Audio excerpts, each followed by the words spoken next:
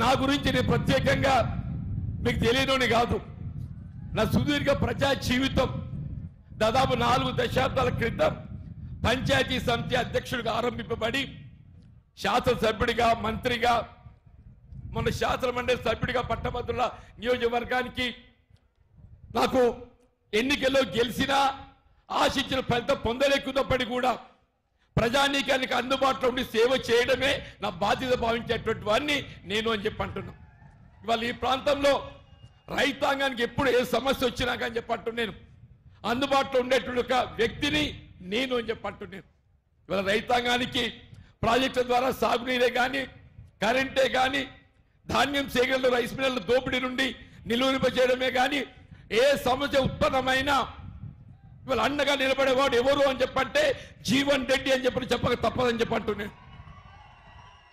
ఇవాళ మొన్నటి శాసనసభ ఎన్నికల్లో ఆశించిన ఫలితం పొందలేని పరిస్థితులలో కాంగ్రెస్ పార్టీ అధిష్టానం పెద్ద రేవంత్ రెడ్డి గారు, గౌరవ ముఖ్యమంత్రి గారు నా సేవలు ఏదైతుందో ఇవాళ కాంగ్రెస్ పార్టీ బలోపేతం కొరకు ప్రజా సేవకు వినియోగింపచేయాలనే ఒక భావనతోని మరి పార్లమెంట్ పోటీ చేయాలని చెప్పని వారు సూచించినప్పుడు వాస్తవంగా వారు కరీంనగర్ పార్లమెంట్కి పోటీ చేయాలని చెప్పని భావించారు.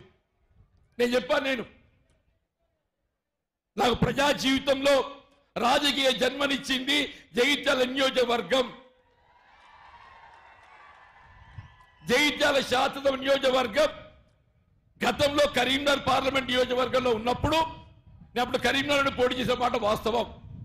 వీళ్ళు మారిన పరిస్థితులకు అనుగుణంగా జగిత్యాలే కానీ, కోరుట్లే కానీ పునర్విభజనలో ఏదైతుందో నిజామాబాద్లో అంతర్భాగం కావడం జరిగింది.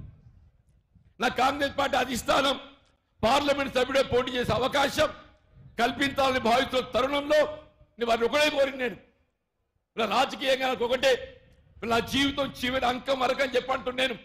నాకు రాజకీయ జన్మనిచ్చినటువంటి ఒక ఈ జగిత్యాల ప్రాంతాన్ని సేవ చేయడం ఏదైతుందో నా బాధ్యత అని చెప్పని పేర్కొంటూ నాకు అవకాశం ఏదైతుందో నిజామాబాద్ కల్పించాలని చెప్పని కోరడంతో మరి కాంగ్రెస్ పార్టీ అధిష్టానం రేపు రేవంత్ రెడ్డి గారు